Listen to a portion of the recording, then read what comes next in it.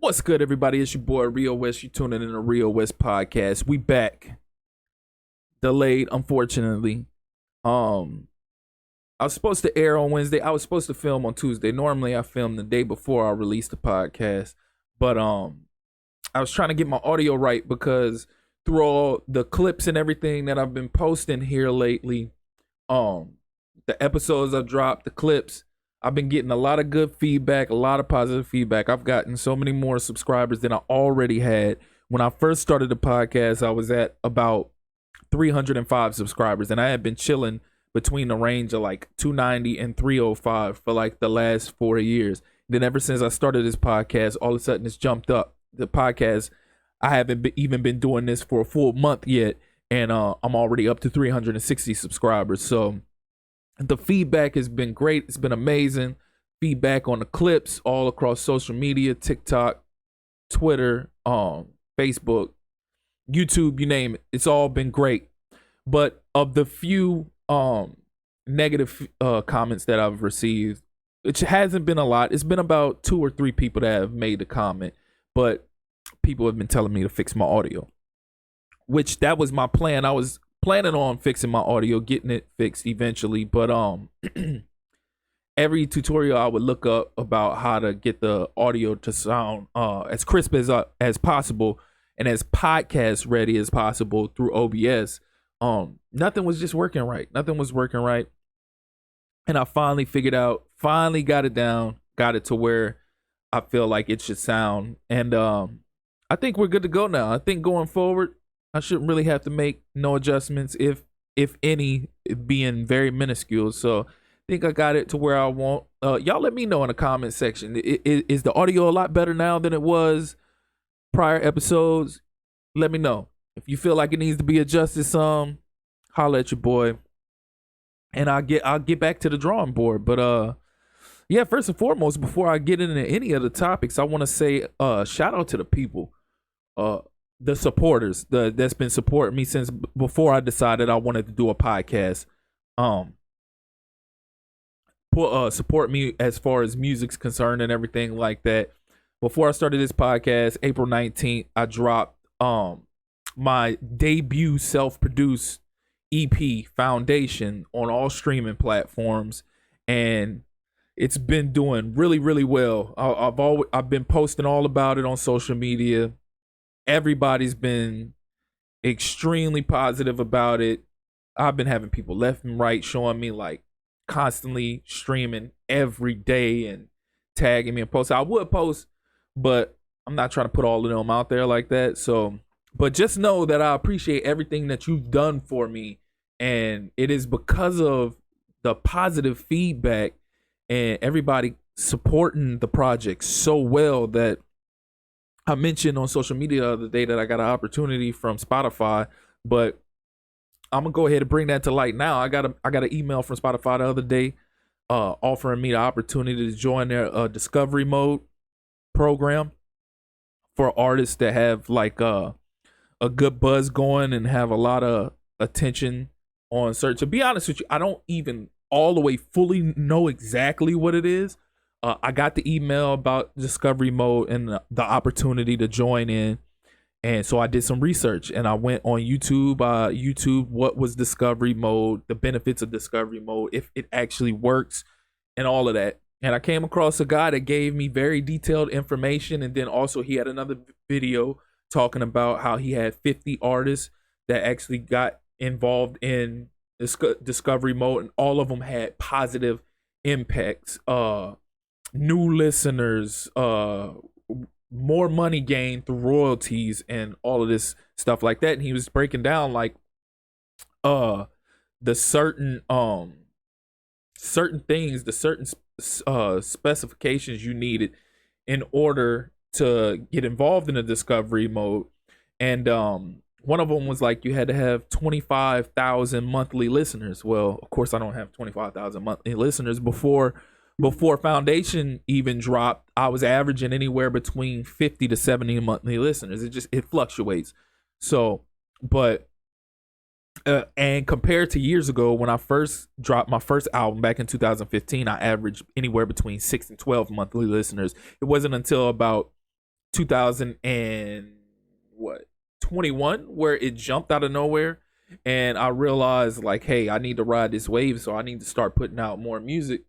So I started putting out more music and being consistent with it, and it's gradually went up from it spiked to about 40 monthly listeners in 2021, and then it averaged between 40 to 50.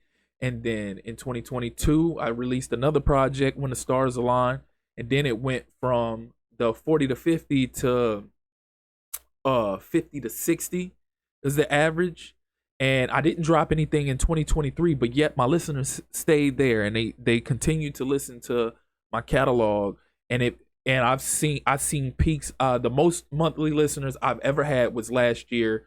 I want to say it was around October, November. I can't remember specifics when it comes to all them numbers, but it was 139 monthly listeners. Then it started tapering down. It started going back down. It got back around 50. And that's been my average, between 50 and 70. It'll go up to like 58, then it'll be like 62, 63, then it'll come back down, 52, 53, then all of a sudden it'll peak again. It'll be like 68, 69, drop back down. Then every so often it gets I get a good little boost, and my listeners will jump up. They might jump past 70. They might get up to 80. They might get up to 90. They might pass 100, but then they'll drop right back down. But I always seem to stay between 50 and 70. But ever since I dropped Foundation, it's just been through the roof. It's just been through the roof. The listeners have gone up tremendously. The streams have gone crazy. I can't be any more grateful for all of my fans, for all of my supporters that's been pushing me and let me know how much they appreciate this project. And it means the most to me, because now my first debut project, Dreams and Aspirations, in 2015 meant a lot to me, because I felt like that was my Jay-Z blueprint. And I didn't want to put it out until I got myself a little bit more buzz. And back then, nobody really knew that I was doing music around in my area. So I had to kind of get myself on the scene. So I started releasing singles. I started doing videos for them, pushing, promoting, doing shows at the House of Blues in New Orleans, doing shows with New Rebel Family out of Mississippi, also at the House of Blues in New Orleans, guest appearances with them, getting featured in a magazine for Coast to Coast mixtapes, getting featured on a mixtape hosted by Knots the Ruler. Just all that. It was a big year for me around that time in 2015, and I started getting my buzz up, dropped Dreams and Aspirations, and got good reviews from it and everything. I felt like I was never going to make anything up to par with that ever again. And then this project came, and I hold this closer to my heart than I held that project, because not only is this showing my growth and maturity as a artist, as an MC, but it's my introduction in the production area of music. This is my very first project where everything on there I produce. I just started training myself, teaching myself how to make beats in 2021 by watching a ton of tutorials on YouTube. And I just once it finally clicked, I just started doing a bunch of 4-bar samples, 4-bar loops, and then I tuck it away and start on another beat. And I never did anything with them. I just kept making little 4-bar loops, saving them, boom, and just saying I'm not gonna put anything out until I get my sound where I want it, like as far as the mix and everything like that. So I just kept going forward, wasn't really trying to put anything out over my own beats. And then eventually I got myself to the point where I was like, you know what? I ran across this video on YouTube by Bolo, and he was talking about how there is no specific technique or specific gauge for what a beat should sound like or how it should sound. Like if it sounds good to you, then it's good enough to put out there, and it's good enough to sound good to somebody else. And the only aspect I was behind on as far as music production is concerned is being able to mix my beats. And once I saw that, I said to myself, I was like, you know what? He right. I'm sitting here beating myself up over the head about trying to get these beats mixed and mastered perfectly before I even attempt writing anything on it. But really, all that should matter is me getting the quality good enough to my ear and then being able to lay some vocals to it. So I finally just decided, you know what? It's time for me to do something over my own records and let the world see what I have to offer as a producer as well as an MC. They already know what I sound like as an MC. I'm creating a small following from my catalog already. Let's see what we can do with my production. So I merged the two together. I created what I felt was the perfect sound. Everything flows together smoothly.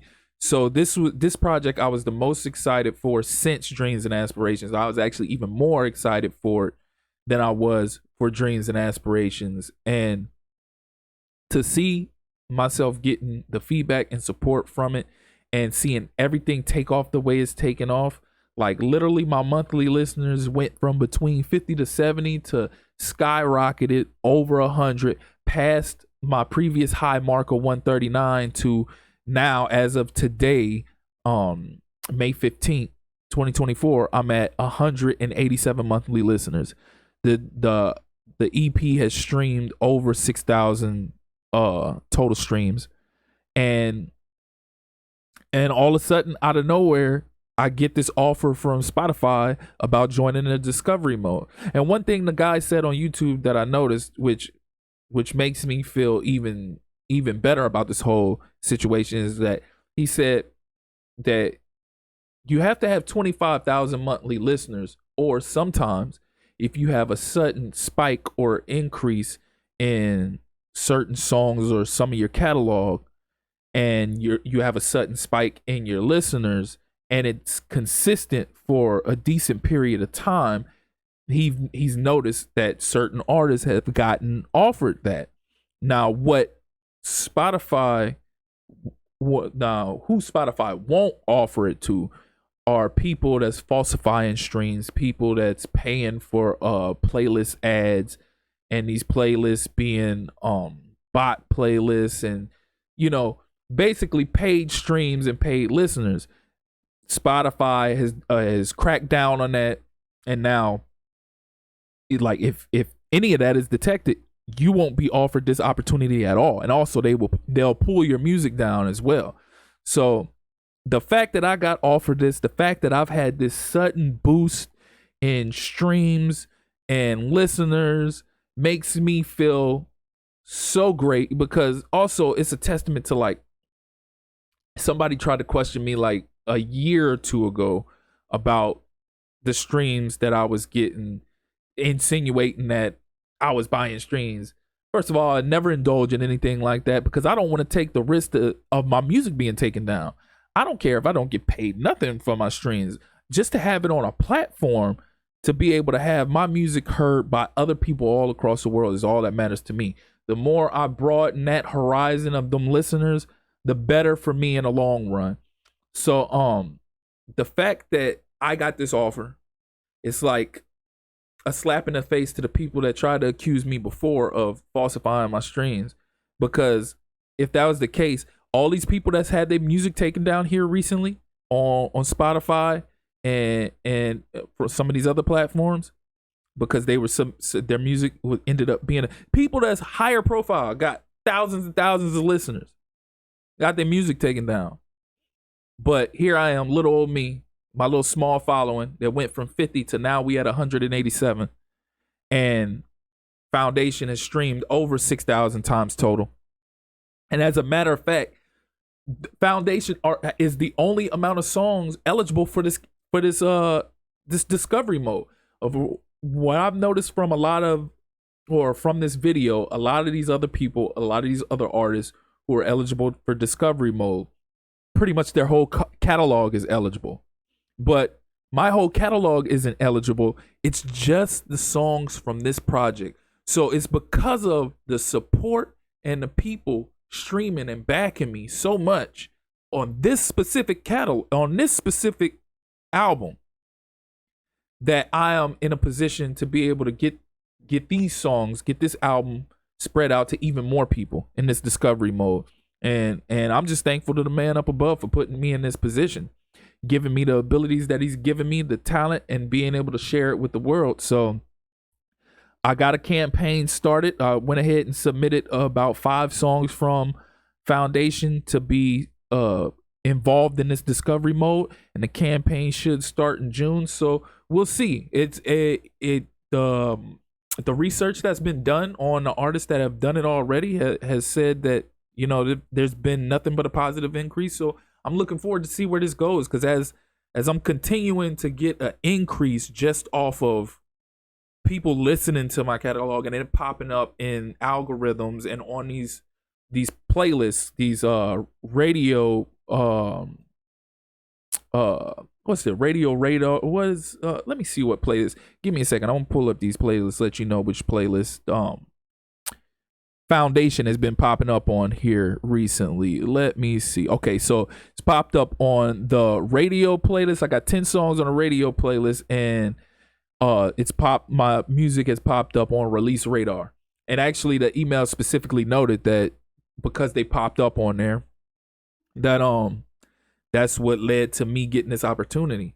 So I appreciate you all for pushing and supporting me on my most recent release, Foundation.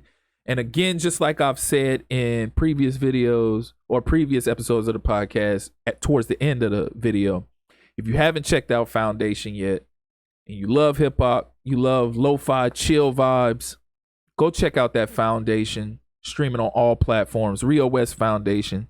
I promise you won't regret it. And yeah, like I said, this is thank you to all of y'all for putting me in this position. All of y'all support me with my music. My music's taking off. Y'all been supporting me with my podcast. The subscribers is taking off. Even my Twitch, Rio West Gaming, is taking off. I'm officially 5 followers away from being an affiliate, and that's just been spiking here recently. So it's just been blessings so far. All 2024, just getting started. We not even midway. Well, actually, we about to be midway. 2024. Can't wait to see what the rest of the year holds. Might have some new music coming for y'all. Might not. We'll see. Time will tell. But I'm not gonna prolong anymore. I'm about to, that wasn't even involved in the podcast topics. So I'm gonna go ahead and dive straight into the podcast topics, and I'm gonna get started with the watering down of the culture. You know, as of recently, with the whole beef and back and forth between Kendrick Lamar and Drake, I think it sheds light back on to the watering down of the culture, because the back and forth, this person talking about why this person is this. I'm gonna get into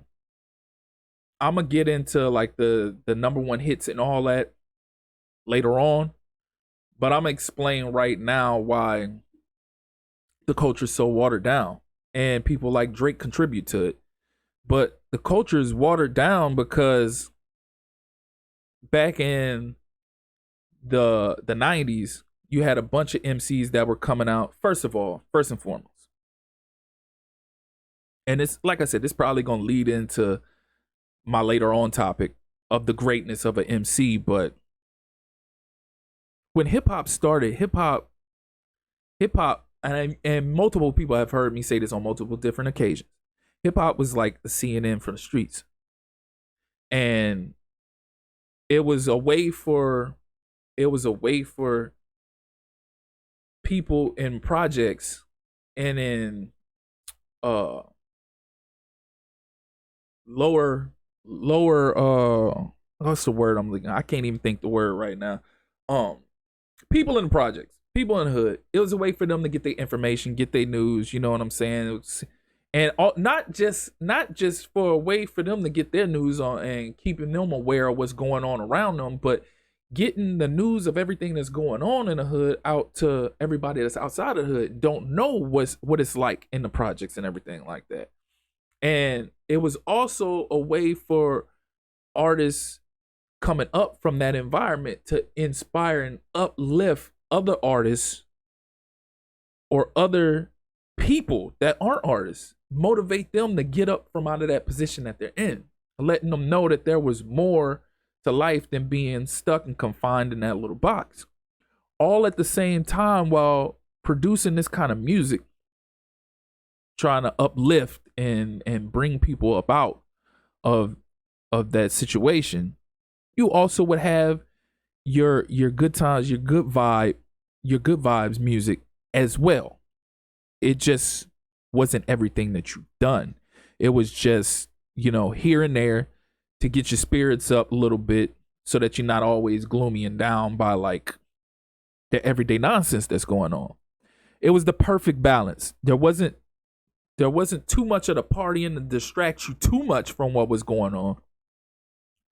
But it was just enough to get you right and keep your mind, at ease somewhat. All while still being aware of what was going on and keeping yourself enlightened, and also being a vessel yourself to spread that word and spread that knowledge around. So over time, we've watched this get watered down.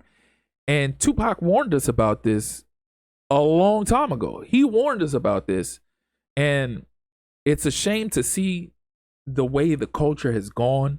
And I've said this before. It shouldn't have taken Kendrick Lamar and Drake beefing and going back and forth to have this focus back on hip hop like this, and have focus back on the lyricism aspect on hip hop and the substance and content of hip hop. It shouldn't have taken this long to get the focus back on it. Now, whether or not the focus will stay on it, who knows? Whether or not this situation will influence the younger generation coming up to want to get back to what hip hop once was, who knows? But the fact of the matter is, the attention is back on hip hop. The attention is back on lyricism and the substance and the quality in the music. So what will we do going forward? But since then, since the 90s, since Pac and Big passed, specifically since Pac, because Pac was the biggest advocate for being a vessel and wanting to lead the people and be the voice of the people.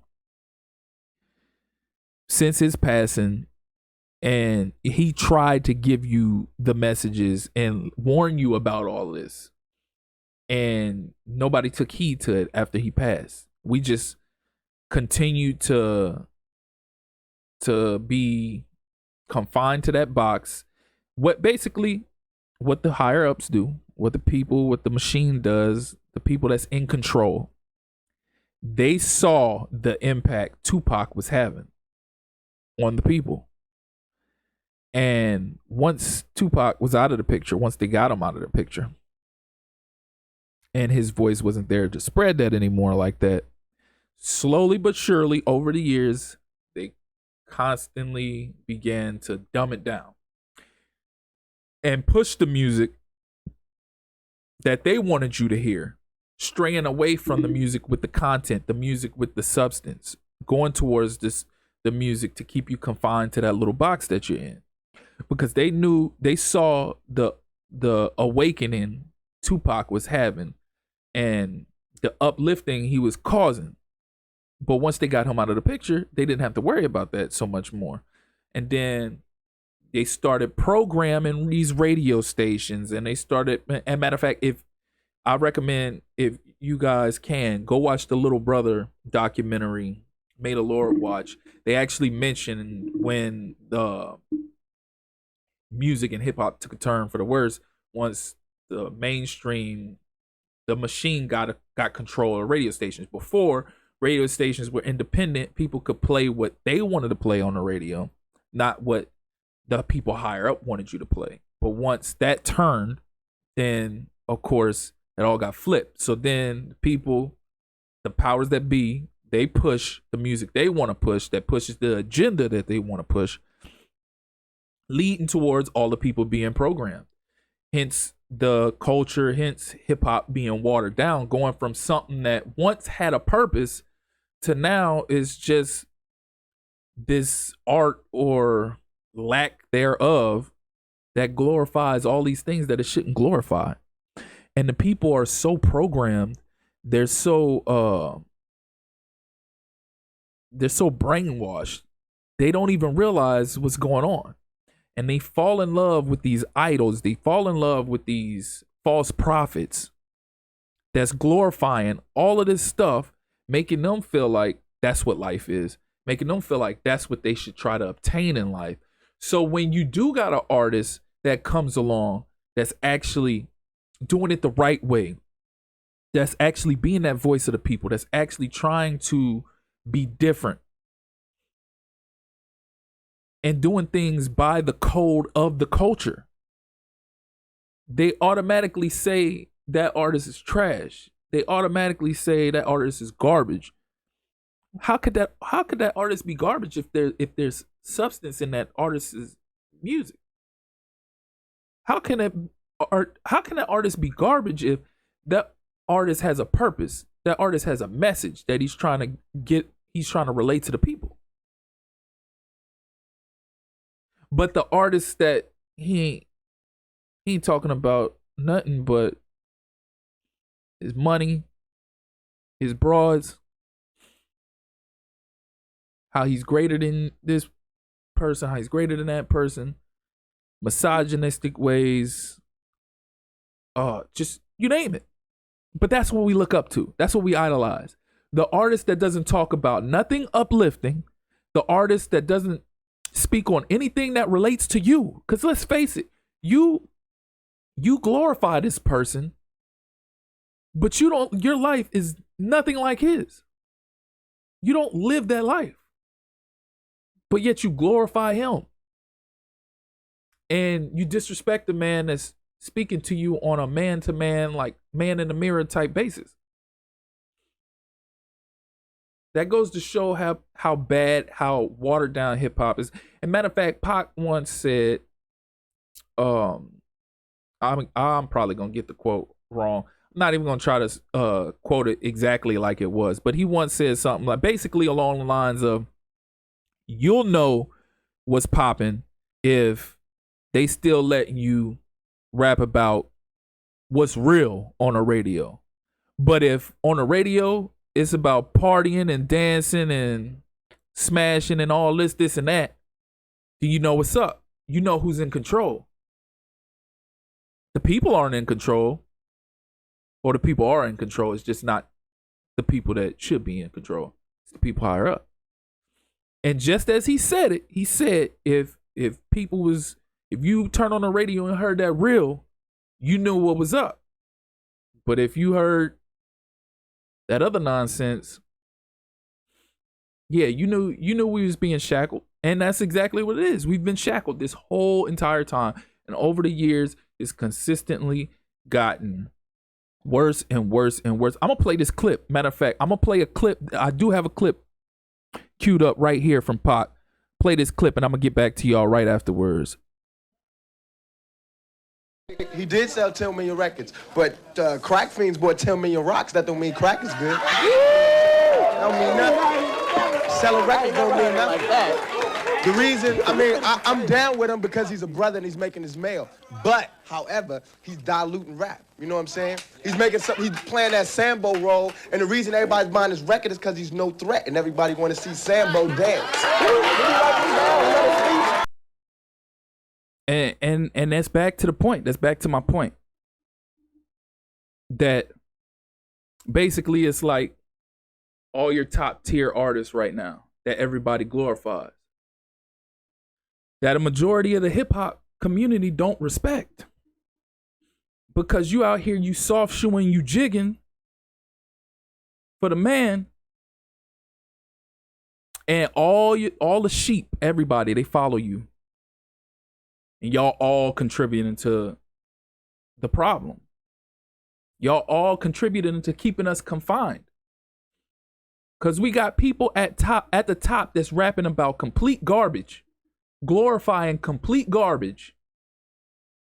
And the people that's actually rapping about substance and real life things, relatable things, concept albums, concept projects, masterpieces.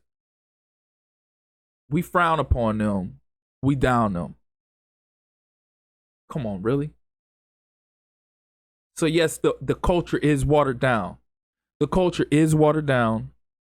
Pac was right then. Everything, if you go back and look at all Pac's interviews, everything he said, he was right then. And everything he said what happened has come to pass. And that's how I know, that's how you can tell who listened to Pac and who didn't. Because if you listen to Pac at all, you wouldn't be consumed by what's going on right now today. You would have actually tried to be a part of the purpose to help keep what's going on now from happening. But y'all wasn't listening. So we're in a position where we're in now. Yes, the culture is watered down. The culture is so watered down that it took a rap beef between two titans in hip hop just to put all eyes back on hip hop. Because hip hop wasn't even hip hop anymore. Hip hop was no more.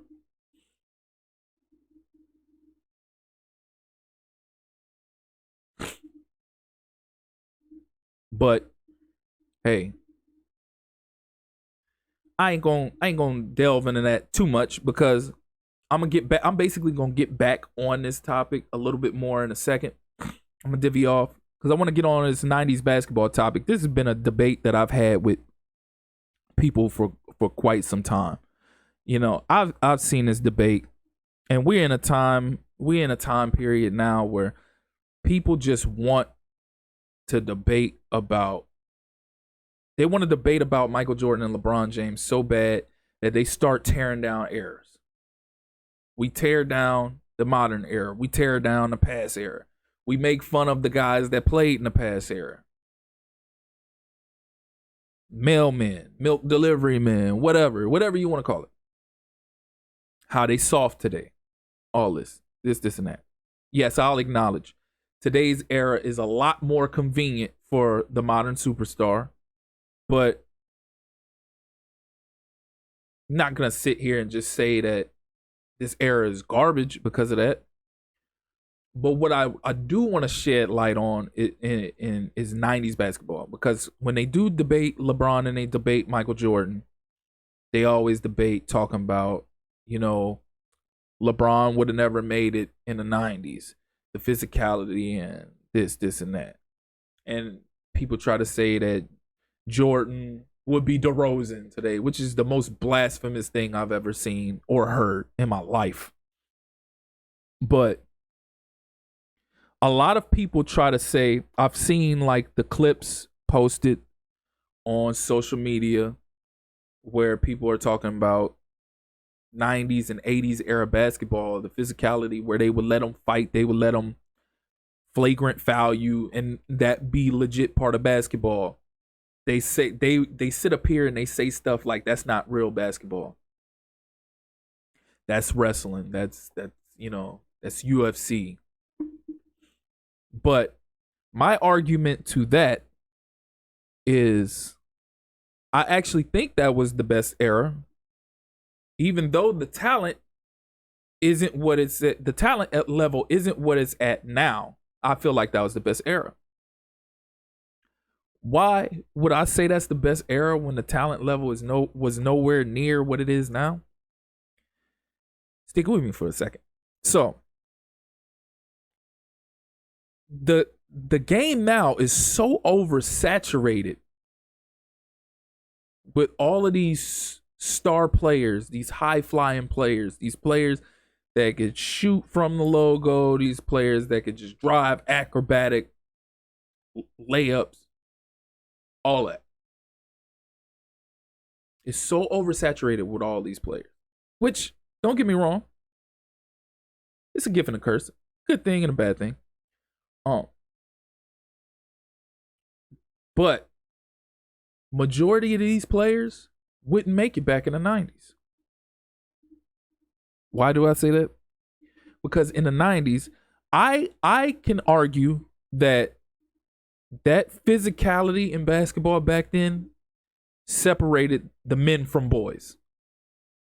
Separated the average players from the star and superstar players. Because it separated the strong from the weak. You know how many players came in the league that was supposed to be the next Michael Jordan and just didn't pan out? Harold Miner, J.R. Ryder, all of these guys were supposed to be, everybody was supposed to be the next Michael Jordan. Penny Hardaway, Grant Hill, I'm not going to say they weren't. Injuries plagued them from what their career could have been. They were really about to be the next up. Penny Hardaway was too big for Jordan and too quick for Pippen. So if he would have stayed healthy, Lord knows where his career would have went. And Grant Hill is another one. He was just an issue. He was the point forward before any of the point forwards came in later on. He was what LeBron James is now, then just a smaller version. But J.R. Ryder and Harold Miner specifically, they both were supposed to be the next Michael Jordan. But where I argue that era was better is that if you go in there and you drive this lane and you taking this punishment, you getting beat up left and right. Even if you're not driving a lane, even if you're not driving a lane, even if you're on the wing and you hand checked, the aggressive defense is all on you. Then you get around your defender, you get to the lane, you getting elbows thrown at you, you getting knocked to the ground, you getting clothesline. What you gonna do? You gonna tuck your tail, run and hide, cry in a corner? Or you gonna actually be strong-minded and strong-willed enough to go figure out, hey, I gotta do something about this, and I gotta come back and impose my will on these guys. That's what Jordan did. Jordan got beat up for years by the Pistons. And what did he do? One off season, he said, you know what? I've had enough. I'm hitting that gym. I'm hitting that weight room. I'm putting on this weight. I'm putting on this muscle. I'm going to get more physical. And we're going to come back and we're going to dish it out towards them and we're going to knock them off. That's what separated the stars from average players. The will to be able to come back, to the resilience, to take that punishment, to take failure, get back to the drawing board, do whatever it was needed possible to break through that ceiling and ascend to the next level. But the game is not like that today. They've taken all of the physicality out to the point where now those same players, those same athletic Harold Miners and J.R. Ryders, they coming in now and they could just flourish at will. But when it comes down to games that matter, or actually being an impact, actually being a leader on your team, an impact on your team, they don't have it up here because they never had it. They just relied on their God-given ability and their God-given talent. Back then, in that era, you couldn't get by just off of God-given talent. It was a mentality. And if you didn't have it, you was going to be forced to have it. And if you weren't forced to have it, you were just going to be an average Joe. A majority of these guys now, back then, would be average Joes. Point blank, period. The era of the 80s and 90s basketball separated stars from average players. There's nothing to separate stars from average players now. There's nothing. It's just whether or not one has more God-given talent than the other. But I tell you what, back in the day when I was coming up, I want to say this wasn't too long after Jordan retired. This is about the time I became a Spurs fan and started watching Tim Duncan and the Spurs and appreciating the fundamentals of basketball and the way they played the sport, the way they played it appropriately. My dad told me, he said, watch, you mark my words. 10, 15 years from now, those Europeans going to start coming over and they're going to start taking over. He told me, he said, Europeans are fundamentally based basketball players. It's instilled in them since a child. Fundamentals. My dad tried to instill that in me as a child. I like to try to practice like fadeaways and reverse layups and all this. He tried to get me to focus on basic dribbling fundamentals, footwork, all of this. Hand-eye coordination, everything. He would make me sit down in the driveway with tennis balls in both hands at the side. Practice dribbling tennis balls. He told me these foreigners, they're so fundamentally based that when they come over here and they playing with players that are determined to rely off their sheer athletic ability, they get the win over them. Now, it's taken some time over the years, but just think about this. Why is it we got all of these athletic players in the NBA, all of these high flyers, all of these fast players, all these players with all these handles? Why do we have all these players, but some of the best players in our league, I'm talking top of the league, are the most unathletic, slowest players that you can't do nothing with?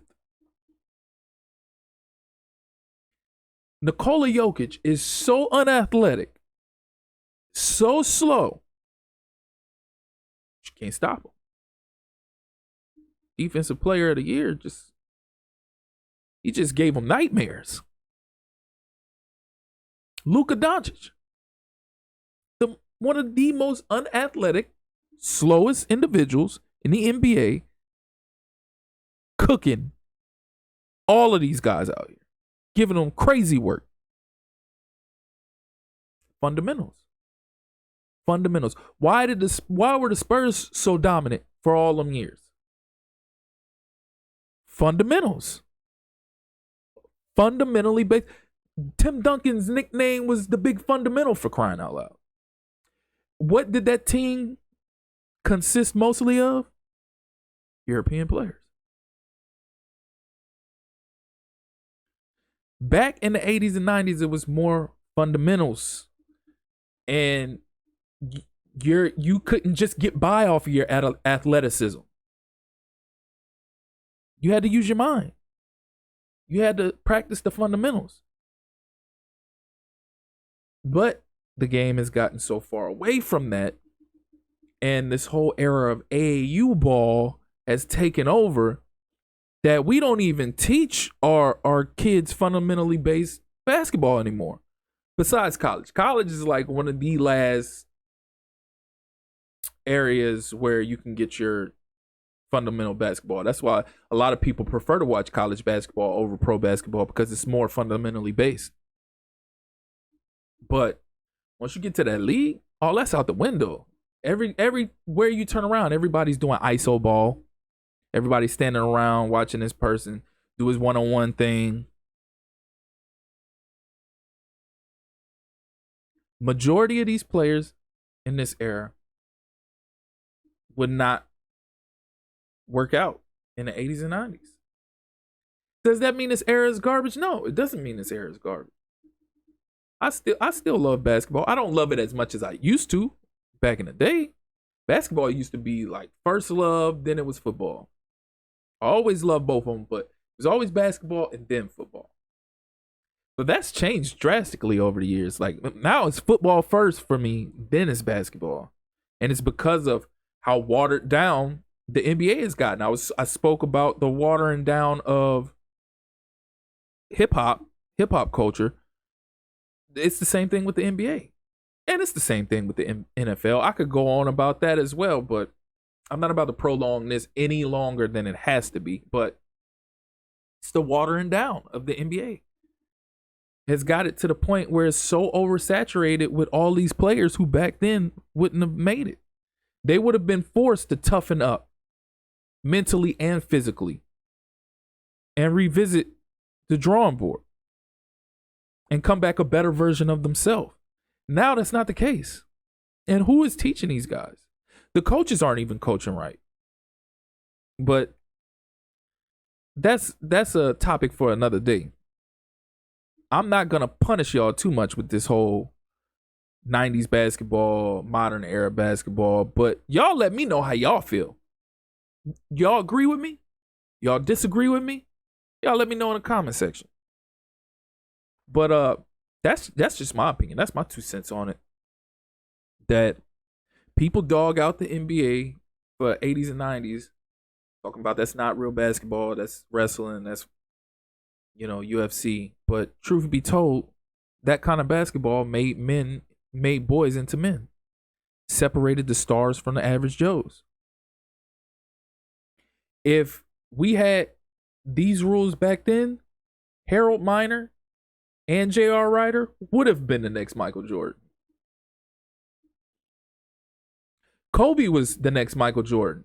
But you know what? Kobe had the mentality of Michael Jordan. And it's no coincidence that his career ended up panning out the way it did. It's no coincidence that he gets so compared to Jordan like he did. Because he actually had the heart, will, and desire to go back to the drawing board and do whatever it took to get better. I'd love to see what a lot of these players today would have done back then. On the DJ Vlad, we canceling everything. We canceling everything in the world today. But we just can't cancel DJ Vlad.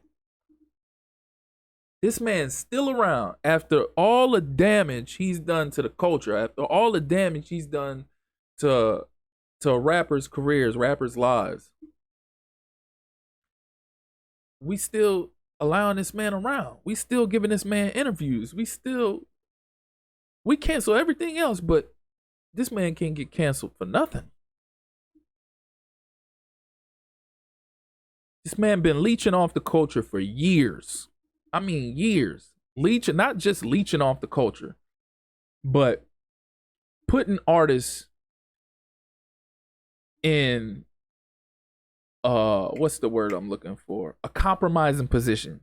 Putting these artists in compromising positions and contributing to those compromising positions. He has this reputation for basically interrogating artists, getting artists to speak.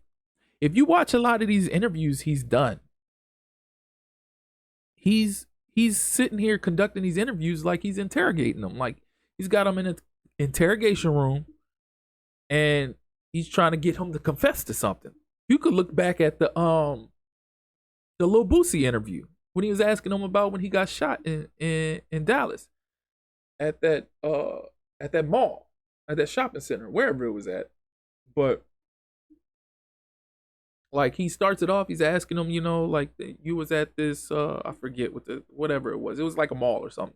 He's asking him about, if he remembers where he was at then, and ask him what was he doing there. So Boosie answers it. Then he asks him, well, what kind of car were you driving? Why are you asking these questions? He's done that to several artists. He did it with Casanova. Sue Surf called him out on it. Sue Surf called him out, told him straight up to his face, you've gotten several artists indicted. But yet, we keep giving this man a platform. And we keep coming on his platform snitching on ourselves. Telling on ourselves. We coming on his platform, we allowing him to ask us these questions, and we're going right along with them. Some of them, they steer off. Like Boosie kind of tap dance around it. He avoided some of it. But some of these dudes, they getting themselves caught up. And they can't see it. But that's how this man's gotten his living off the culture. When Kevin Samuels passed, this man leached off of him. Just started posting all of his content from his interview. Old interview. Adam 22 did it too. But previous interview, wait for Kevin Samuel to pass. Oh, now all of a sudden you want to promote it like it's brand new. You just posting clips left and right. You wasn't promoting it like that when it first dropped. Why you wait for him to pass? And then you got this situation here recently with the young lady. I think her name is Morgan Jenkins or whatever. With the whole Kendrick and Drake beef. He's been in high favor of Drake. He's been completely against Kendrick. But he got in this back and forth with this girl, Morgan Jenkins, on Twitter. And basically what she told him is you need to stay out of black folk business. And he told her that he was going to call her employer or whatever and get her fired or get her kicked out of, Princeton or whatever. And it's been, I ain't gonna lie, there's been a little uproar about it. People are trying to cancel him, but is he gonna get canceled? Like, he needs to be. He's leached off the culture and he's compromised several individuals within the culture. And we just keep giving this man a platform, keep giving him an opportunity to keep making money off of putting us in compromising positions within the culture. My question has always been, especially more now than ever after this most recent situation, is why haven't we canceled him? We cancel everything else. We can't cancel him. And I'm big against cancel culture. I'm not with all that. This whole sensitive era, everything we get our feelings hurt about and cancel it. But that's part of the reason why I'm bringing this to light. Like, we cancel everything else. We so sensitive. We cancel everything else. We get our feelings hurt so much.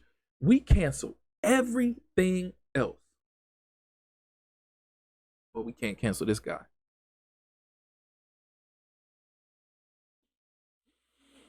Get DJ Vlad out the culture. He don't belong in the culture. Period. And especially in this day and age where, like, before it was like DJ Vlad was one of very few individuals that had a voice for the culture. Not saying he was the culture, but had a voice, had an outlet for these artists to speak out and have a platform to, promote themselves and this and that, blah, blah, blah. On that today's day and age, the era we in now, where we can have our own platforms. There's no reason for us to keep this man around. Get him out. Get him out. Greatness of an MC. This should have been a grand finale. Matter of fact, I don't even know if I'm gonna finish these bottom two. If I do decide to touch on these last two topics, I might be brief because I know I'm pushing on an hour. I'm probably gonna go well over. This might be an hour and 30 minutes. I don't know. We're gonna see. But the greatness of an MC. Man, do I got a mouthful? I got a mouthful, y'all. I even got some notes here, but I'm gonna try to avoid the notes because I want to get real. And I just want to try and figure out how to approach this right. So for years, not just now, for years, we determine the greatness of an MC by how many records they sold, how many number one hits they had, how long they've been on the charts.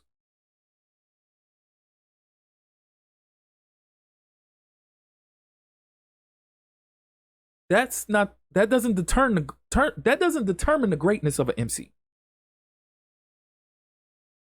Just because you sold this many records, just because you had this many number one hits, that doesn't make you a great MC. It makes you a great salesman. Is what it makes you.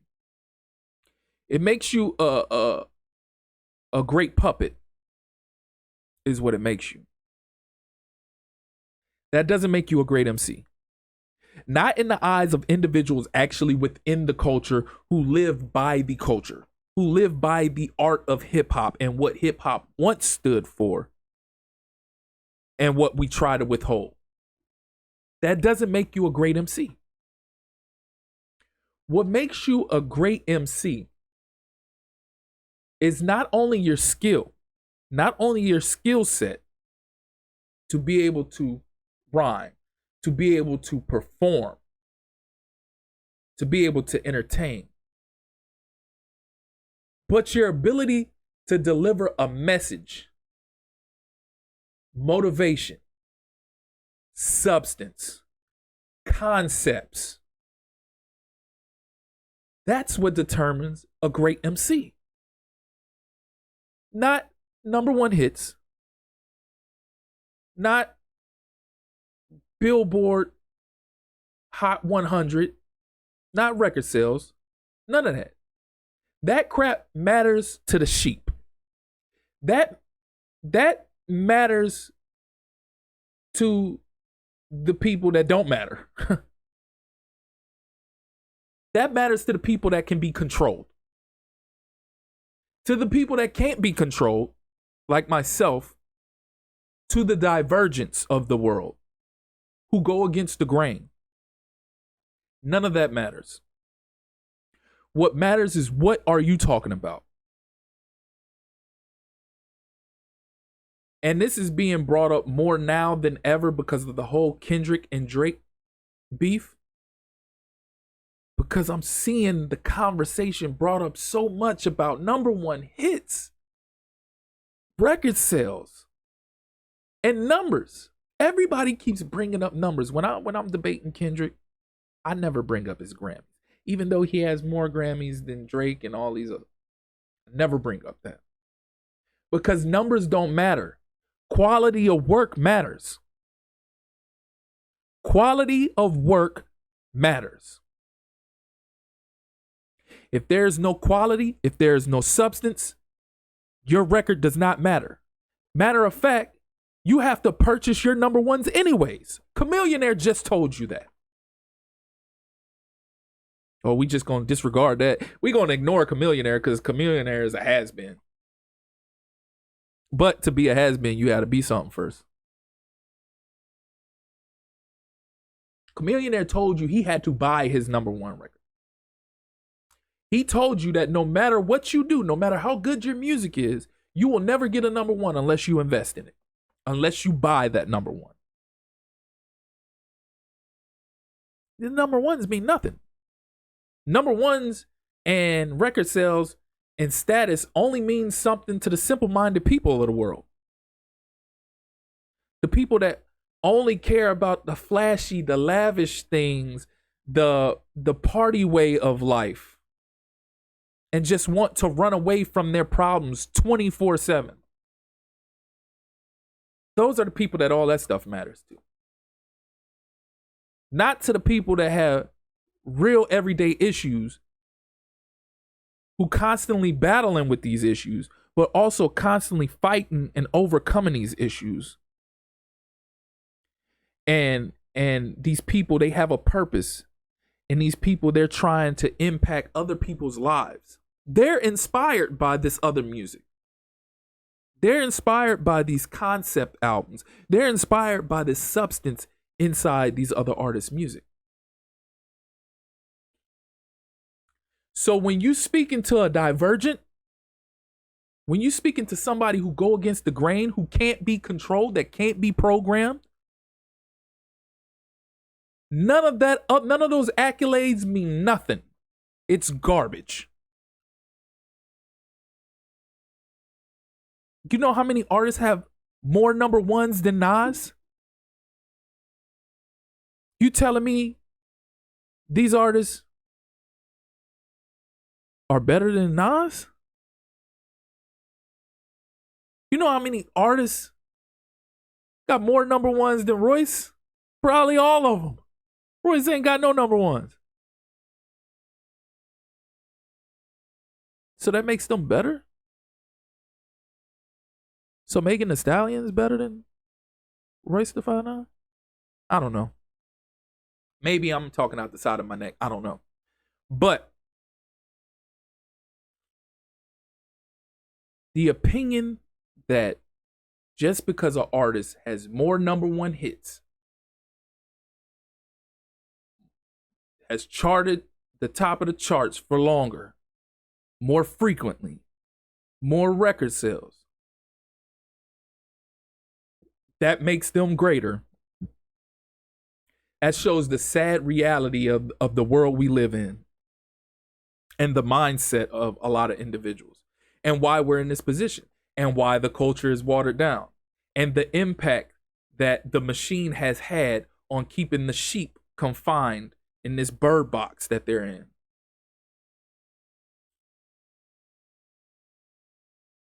And then it leaves us in the position that we currently in right now, where Kendrick clearly wiped the floor with Drake, and his fans know it, and they can't take it. They can't see diehard Kendrick fans or diehard hip hop fans uplifting Kendrick and acknowledging Kendrick's greatness. They have to speak negative on these people. They can't let them live. They can't let them shine. When all actuality, these people, they're just happy to see good prevail over evil. Because in the end, that's exactly what this is. It's good prevailing over evil. Kendrick being the good. Kendrick being the vessel. Kendrick being hip hop at its truest form. Albums always got concepts. They always have substance. There's always meaning. And even his most recent album, this man talked about himself, talked about all of his flaws. Told you that he is not your hero. Told you he is not a god. Told you LeBron and them ain't your hero. None of these people are your hero. This is why I'm not your hero. This is why they aren't your hero. We have flaws. But that's not the cool thing to talk about. He's not talking about his money. He's not talking about all the broads he slept with. He's not talking about all of the cars he owns. He's not talking about having a bigger house than you. Think about that. Think about how that sounds.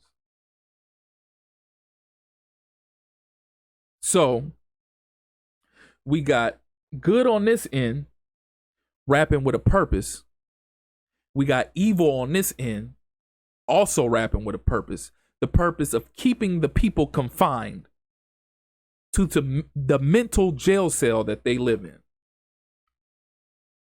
And good, for a change, prevailed over evil.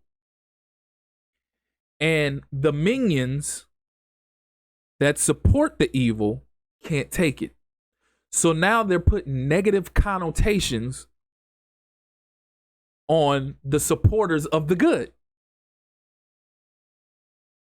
Now, because you post and support in favor of one, you got all these negative connotations attached to you. Because they can't take that their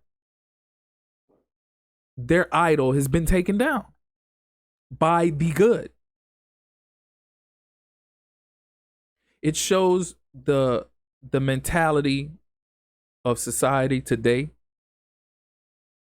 as a whole, and it shows what we represent. And they wonder why the world is the way it is now. Because these people up top, they control this whole little circus that's going on. And we play right into it. But there's at the end of the day, there's a small little community of divergence that go against the grain and fight against that. So when you have an event like right now with Kendrick and Drake, and you have Kendrick winning, you have a win for those individuals, a win for change, a win for good versus evil. And the people following the evil can't take it. They can't take it. So they dogging out the opposite base. But I'm here to let y'all know I'm the opposite base, and I'm enjoying it. Because at the end of the day, you can talk about me however you want. Say whatever you want about me. I'm not going to get offended. Matter of fact, I'm in this position now, and I feel like so many people have asked me to do this because I am that voice for the many people that feel this way. The world is oversaturated with people that follow people like Drake, people that follow people like LeBron and all these people that's up top. The world is oversaturated with people like that. So it's a gang. Every time you turn around, there's one person. There's that one Divergent that's different. They all want to gang up on them. So there's nobody really, there's not many people out there that's a voice for those people. There's a few. But to the many, there's not enough. But if I can contribute to being that change, if I can contribute to being that voice, please believe I will do so. I'm in this position to make a change. And one thing I won't fall into that trap of being one of those individuals who just because I didn't get my way or just because the artist I support or idol I support or whoever it is, just because they didn't win or they didn't prevail in whatever situation, I'm not about to sit up here and put negative connotations on you. I'm not about to sit up here and say, oh, you meat riding, oh, they meat riding, this, and that. They nut pulling. None of that. You're not going to hear none of that from me. I'm too grown. I'm too mature for that.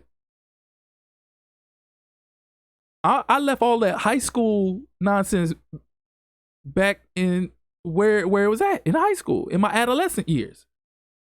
So when I get to seeing people, they put these negative connotations on you. They start name calling. They start talking to you crazy. I just laugh at them. Because it shows the maturity and it shows the character of you as a person. And it also makes me understand exactly why you are what you are and who you are and why you follow who you follow. Control.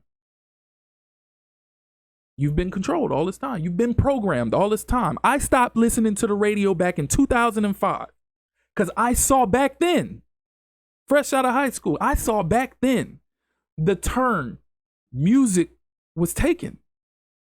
And I preferred to be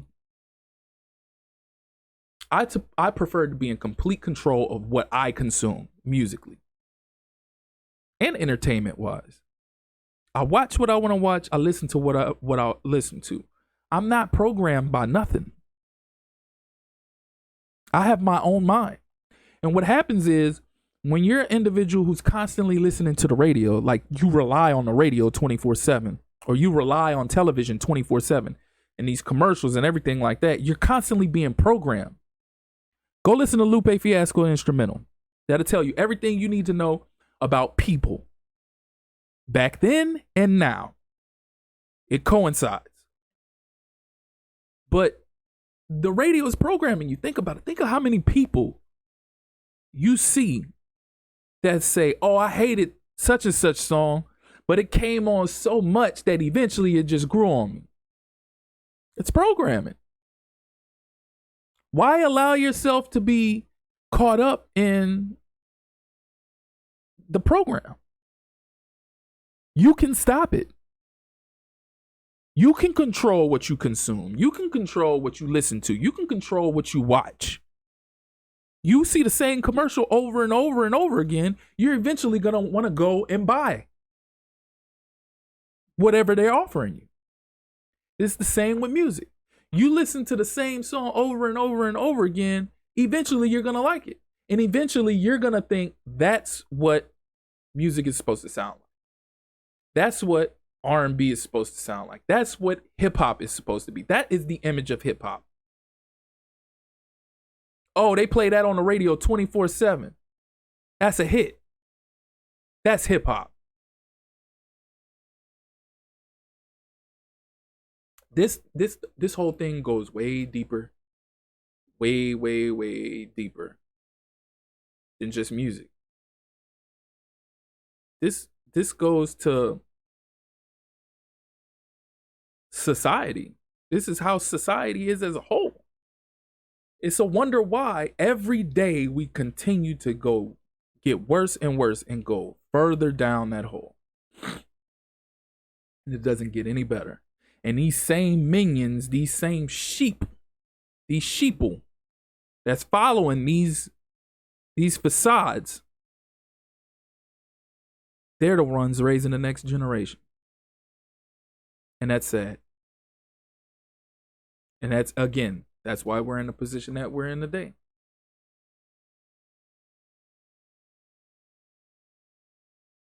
Kendrick and Drake.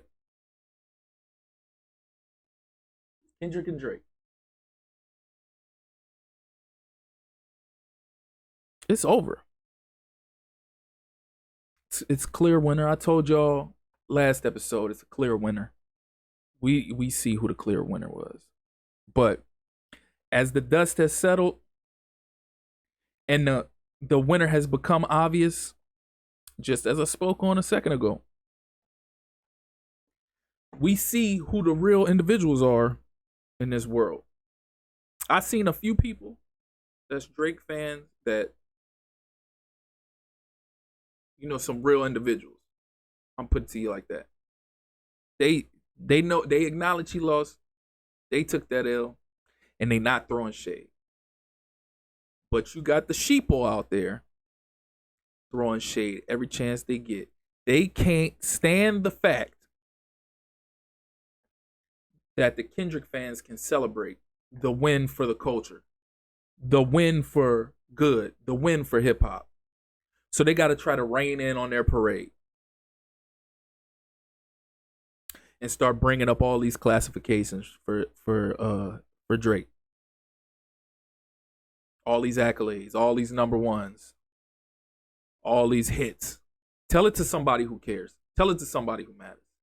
And then the funny thing about it is a majority of these people, they sit up here and say, oh, these same people, they got him in rotation or they got him slapping in their car. Who are these people? Who are these people? Maybe Drake fans who have suddenly changed and crossed over to the other side, but the hardcore hip hop fans, the culture fans, I ain't listened to Drake since comeback season, and so far gone.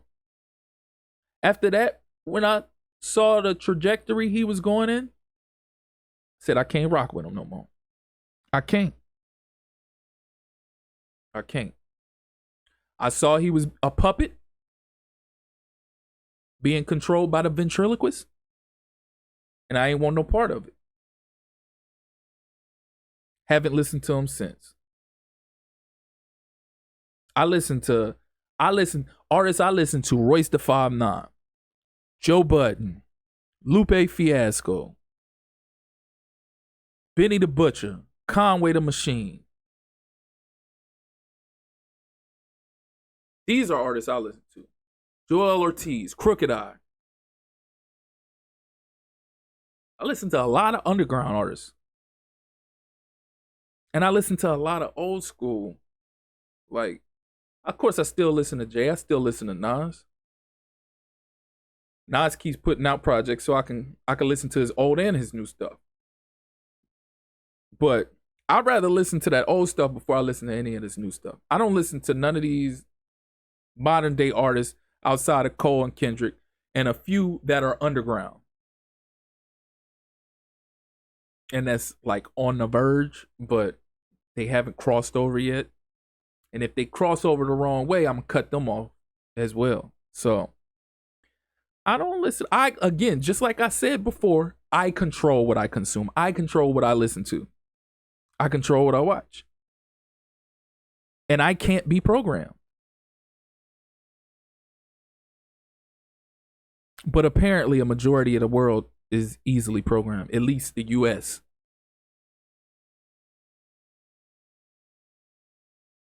So what does this do for their careers?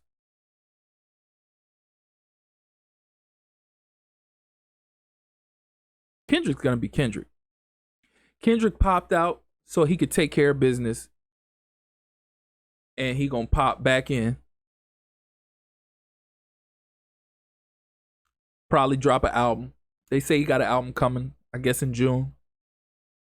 Drake, I honestly, his fan base is so standout. I don't think this has any impact on him whatsoever. It may have a little impact on him right now, but it's minuscule. He'll bounce back. He gonna come back. And y'all gonna keep praising him. Y'all gonna keep worshiping him. Like y'all do. But we gonna take this win for the culture. And hopefully this impacts the younger generation coming up. Hopefully this win and what Kendrick did and what he continues to do with his music, his impact, has an impact on the younger generation coming up. And hopefully they can help contribute to it getting back to what it was. Because in the day and age that we're in now, the machine doesn't have all the control like you think they would. Now they have control because they still have control of the radio waves and all that. But we're in an era where we control what we want to hear. We control what we put out.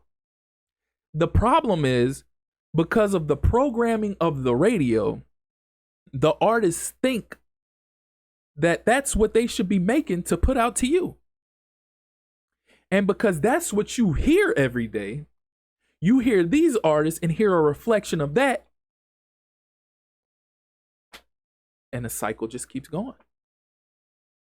The cycle just keeps going. But when we sit up here and we realize that, hey, I don't have to make that music. Hey, I don't have to listen to that music. I don't have to glorify that. That ain't what life is. This ain't what I'm living every day. Maybe we could change it and we could put it in reverse. But long term, I don't know. I can only hope that the younger generation is influenced by this win for the culture. But I don't know. I mean, it seems so far gone, and the programming is so bad that, again, it's the parents. It's the same people that's following and idolizing this evil that's raising the next generation. So how can we get better? Only time will tell. Only time will tell. Just like time will tell whether or not this beef is going to go down in history. I believe it's going to go down in history. I said it before. But beef now versus beef back then, it's like night and day. It's like night and day. I've had conversations with multiple friends and coworkers. I said before any of these other pioneers started talking here recently. Matter of fact, I'm on record 2 podcasts ago.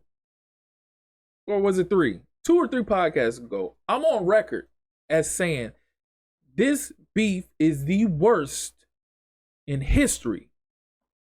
Just based off of fans. Just based off of the fans on both sides. I'm on record. Go check it before any of these pioneers been saying anything about it. I'm on record as saying this beef is the worst beef in history just based off of fan reaction and fan participation. Because fans won't give this side their credit due. Fans on this side won't give fans on that side their credit due. And finding every way to discredit the other artists on the opposite side. And lo and behold, boom, out of nowhere, you got these pioneers coming out talking about the very same thing. The very same thing. But I'm a hater. I don't know what I'm talking about. They sitting up here talking about Big Daddy Kane came out and said that he stopped paying attention to it because fans on both sides, specifically on the Drake end, were ruining it for everybody. Because guess what? Back in the day, nobody cared if your lyrics were actual facts. If the lyrics were good, if they were great disses towards the, because that's what a diss is. It's a diss. We not checking for receipts. We not checking for verification. Who can insult the next MC the best? Nobody cared whether or not Pac really smashed Faith. The bar hit. It was hard. Everybody appreciated and remembered it for that. You know the amount of insults that was thrown back and forth between Jay and Nas? You talking about disrespectful this? Y'all must ain't never heard Super Ugly. Or y'all must have not really been paying attention to either. Nobody was checking for receipts for none of that. This man Jay said he smashed Nas' baby mom and threw the condom in a baby seat in the bag. What? Was anybody checking for receipts for that? Mm-mm. We just appreciated the battle going on and the music, the quality of the music. Fast forward to now, we fact checking everything. Where they do that at? 2024. Gen Z. It's disgusting. It really is. And after this, I don't want to see nobody else beef for a long time. I don't know if I ever want to see anybody beef ever again. If this is going to be the product of what comes out of it, hell no. You can hold that. Beefing now is not what beefing was then. We could appreciate a great diss and not discredit it by saying, oh, this isn't true. Oh, that isn't true. Let me go dig up this. Let me go see this. See, he lying. Cut it out. Cut it out. Grow up. Either be a fan of the culture or be against the culture. And what this beef has let me know about a majority of y'all out there is all of y'all are against the culture. None of y'all are really involved in the culture. Y'all are casuals. You think you know hip hop, you don't. Or you once did, but you were reprogrammed. But that's just my 2 cents, man. I ain't even gonna take that. I already went way past my normal time. I ain't gonna jump into it. All I'm gonna end the note I'm gonna end it on. I'm just gonna tell y'all like this: do better. Do better. For the sake of your kids, for the sake of the future, do better. Yeah, we talking about music, but it goes deeper than music. It goes deeper than music. There was a change Pac was trying to make before he passed. They didn't want to see him get that off.